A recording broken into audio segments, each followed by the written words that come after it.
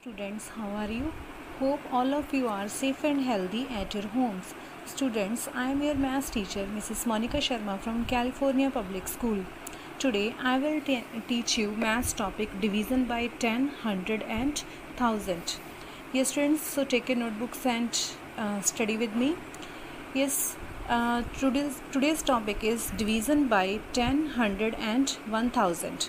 Firstly, I will tell you how to do division by 10. Yes, friends, in this concept division by 10, 100 or 1000, there is no need to do the calculations by watching the statement, observing the statement. You can just write quotient and remainder. So it's very easy. See it carefully. Division by 10. When we divide a number by 10, we get the quotient by removing the ones digit of the number. The ones digit is remainder. For example, 3259 divided by 10. So here, without doing actual division, you can tell quotient and remainder just by watching the statement. Yes, what will be the quotient and what will be the remainder?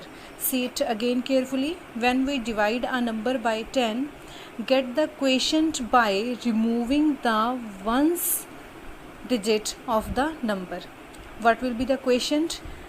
When we will remove this, then what left? 325 means 325 is the quotient, and this number, it will be the remainder. 9 is at ones place, it is the remainder, and the quotient is 325. Yes, now without doing the division, we can tell quotient and remainder.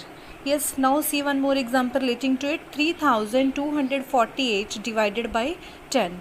Here, by removing ones place digit, what left? 324 means 324 is the quotient, and the digit that we removed, 8, that is the remainder.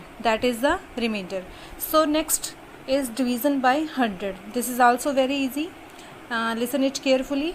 When we divide a number by 100, we get the quotient by removing ones and tens digits. How we will get the quotient? By removing ones and tens digits. The digits left at the tens and ones position is the remainder. See it how? For example, 3259 divided by 100. We will hide these two digits. What left? 32. 32 is the quotient, and the digits those we hide, those are the remainder. These 59 is the remainder. Yes, in 100, division by 100, what to do? Just we will hide these two digits. Ones and tens place digits will be the remainders, and the left part, that will be the quotient. Quotient is 32 and 59 is the remainder. See one more example relating to this. 48,529 divided by 100.